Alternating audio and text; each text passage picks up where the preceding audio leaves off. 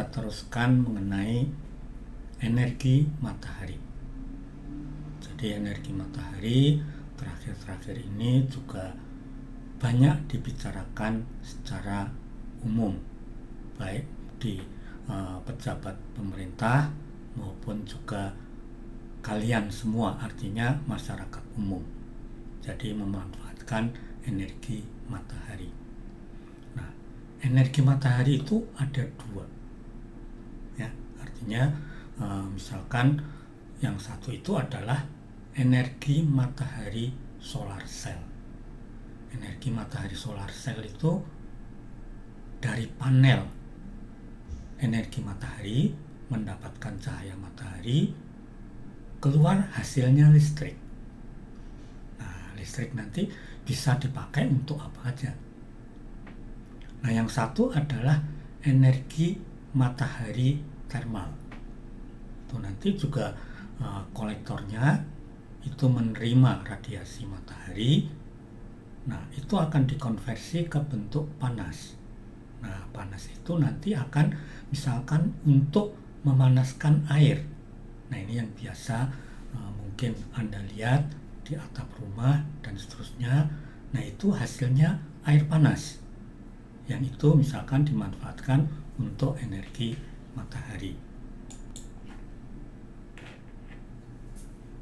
Nah, di slide saya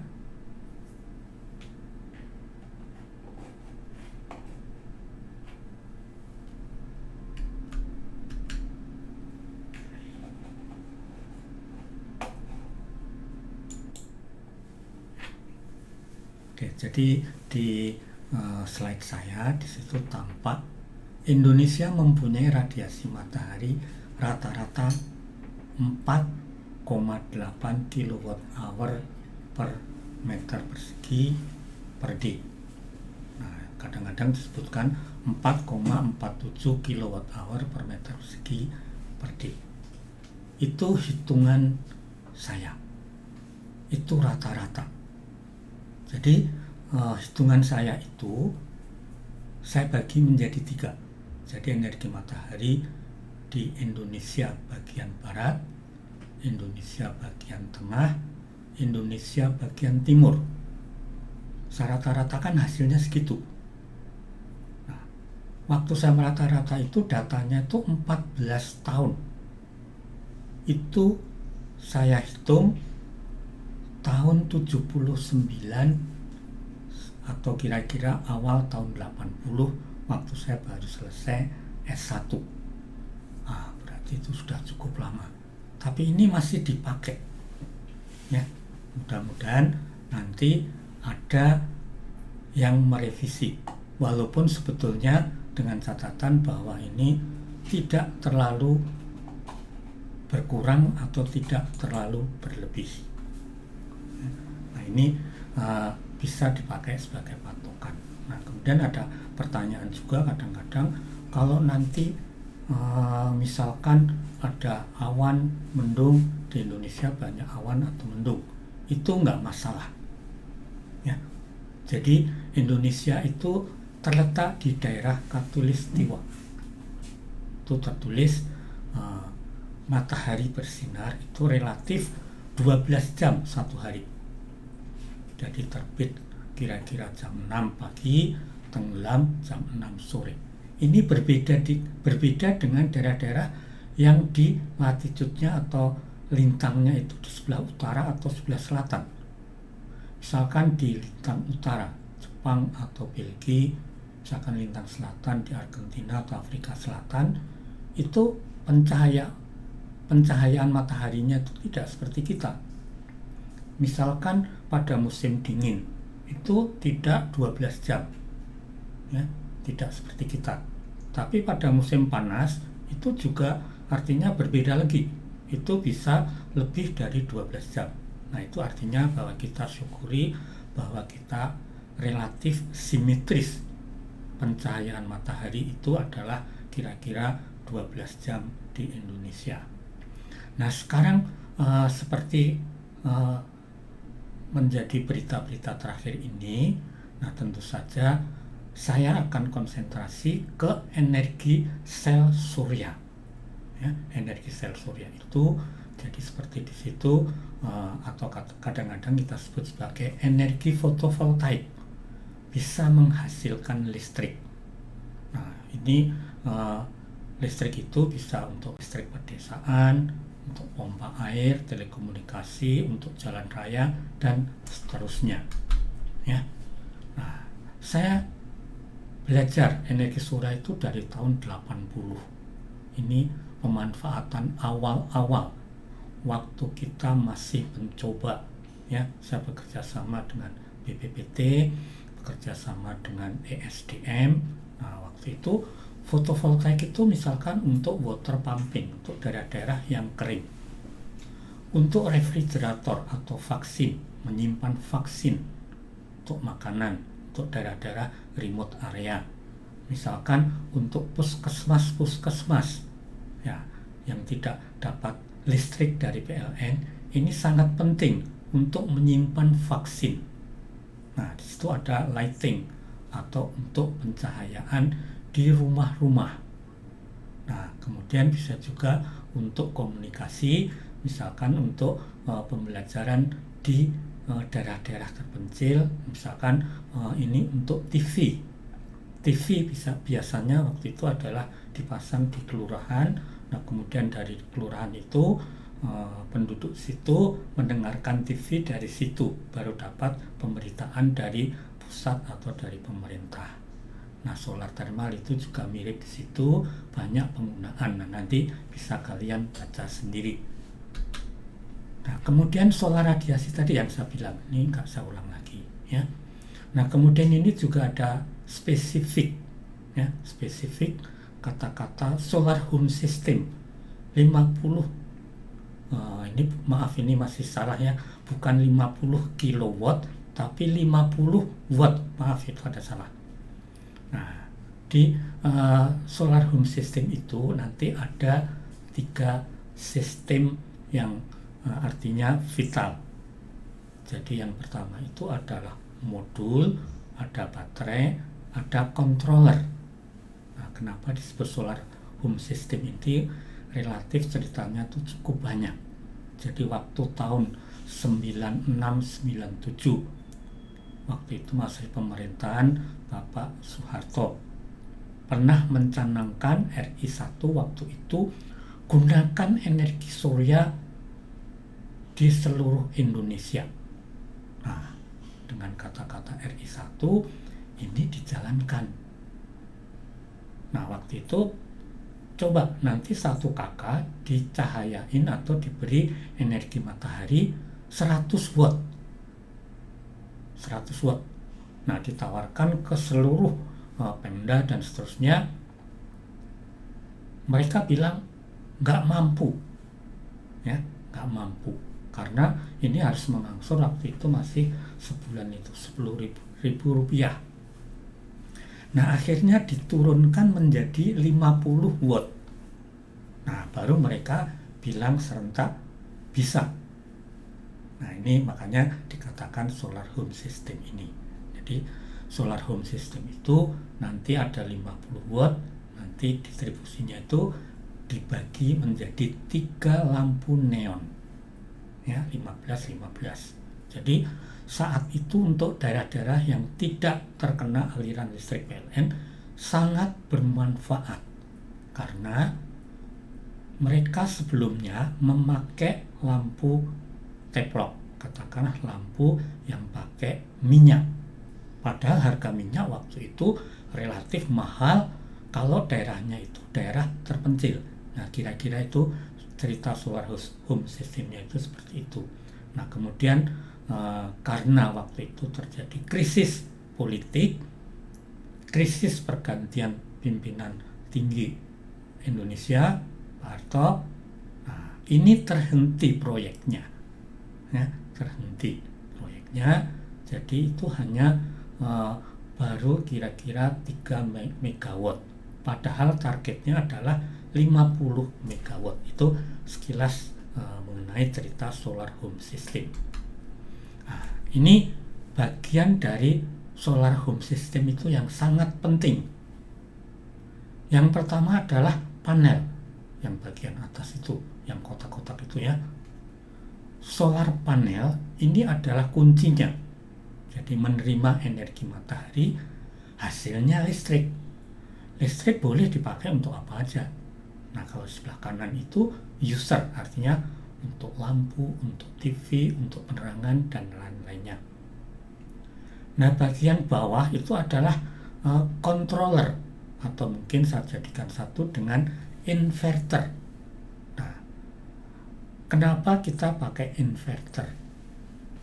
Nah, yang pernah belajar artinya mungkin di SMA, IPA gitu ya, nanti ada arus bolak-balik, ada arus searah. Nah, hasil dari panel surya itu arus searah. Padahal untuk penggunaan secara umum, ini sudah cukup lama, bahkan sampai sekarang itu, semuanya hampir pakai arus bolak-balik. Nah, itu kita sebut sebagai AC, arus AC, alternative current, DC, direct current. Ya. Nah, makanya kita perlu pakai inverter, pengubah arus. Nah, controller itu sifatnya nanti untuk distribusi ke penggunaan. Baterai ini juga sangat penting. Nah, jadi kalau kita memanfaatkan energi matahari, kalau malam hari gimana? Nah, siang harinya itu kita simpan dulu di baterai. Baru malam hari listriknya itu disuplai dari baterai.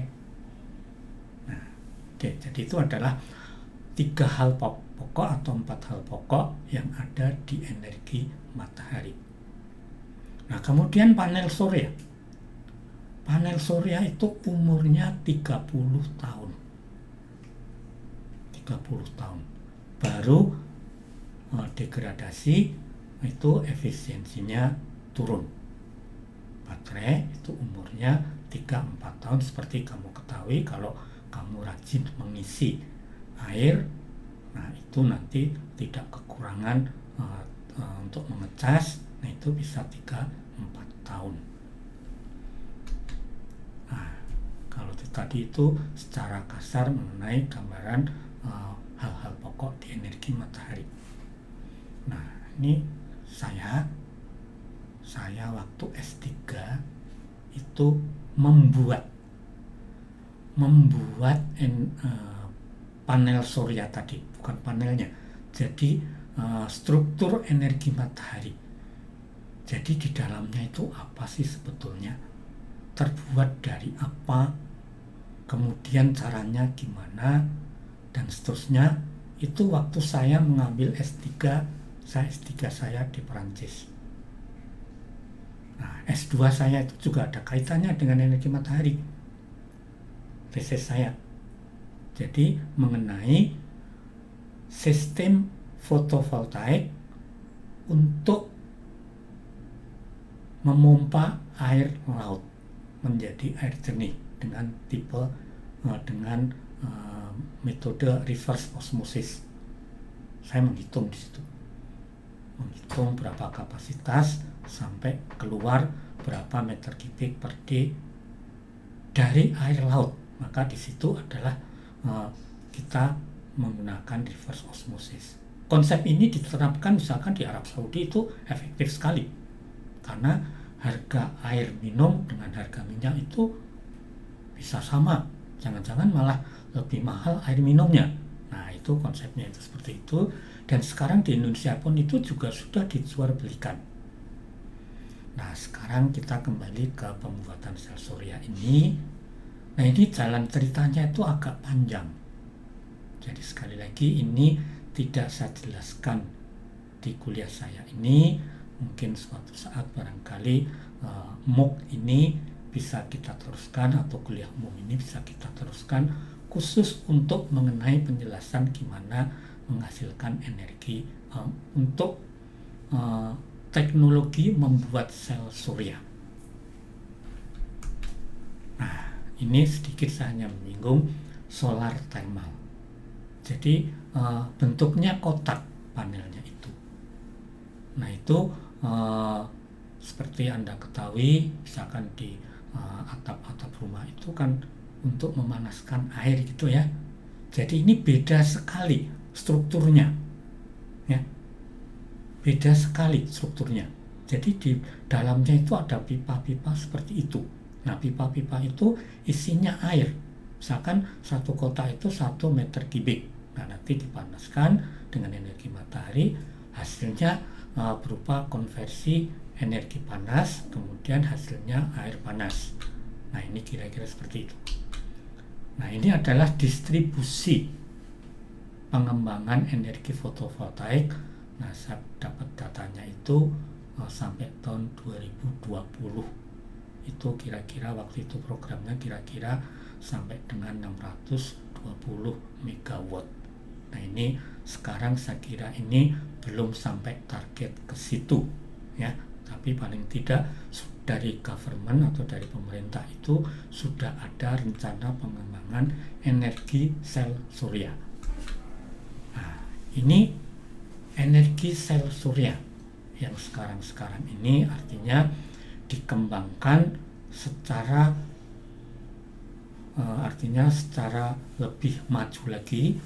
Misalkan di daerah PLTS itu di Banten, kemudian di NTT dan seterusnya, ini sudah cukup besar. Di Jawa Barat juga ada, itu juga mungkin ada di sini atau ini juga di Waduk Cirata Jawa Barat itu 1 megawatt, cukup besar. Nah memiliki Waduk Cirata Jawa Barat 1 megawatt setara dengan di Bali. Nah di Bali ini juga sudah ada, jadi sudah dipakai secara besar-besaran.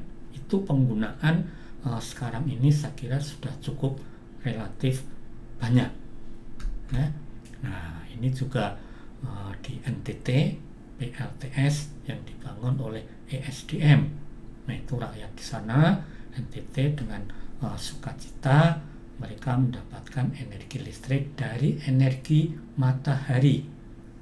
Nah ini pun juga setelah dipasang dengan energi panel-panel surya ini, banyak juga misalkan anak-anak sekolah atau mahasiswa itu menjadi objek turis. Oh ini toh energi matahari, ini sudah bisa dimanfaatkan secara umum. Nah ini juga gambar lama di jalan tol dari Soekarno-Hatta sampai Halim ya. Dari Soekarno-Hatta sampai Halim itu dipasang energi fotovoltaik. Jadi kalau malam hari itu dibantu dengan energi surya ini. Jadi energi surya ini tadi saya bilang umurnya 30 tahun. Jadi juga relatif free maintenance. Jadi tidak selalu itu misalkan energi surya itu saya bersihin tiap bulan, tiap tahun, tidak. Jadi itu given seperti itu nggak apa-apa. Makanya saya bilang ini tadi adalah relatif free maintenance. Nah ini waktu itu saya mendapat pekerjaan kira-kira tahun 2000-an 2020 atau apa, waktu KKP, waktu itu disebut KKP atau Kementerian Kelautan. Saya diminta untuk memasang energi surya di pulau-pulau luar Indonesia. Nah ini misalkan salah satunya adalah penduduk di NTT dengan kapasitas 100 watt. Nah ini juga rumah-rumah ibadah. Kalau daerahnya itu Muslim saya pasang di masjid, tapi kalau daerahnya itu misalkan Kristen saya pasang di gereja. Nah ini daerah-daerahnya seperti itu, penduduk menyaksikan mereka dengan sukacita kumpul-kumpul mendapatkan energi matahari ini setelah dipasang.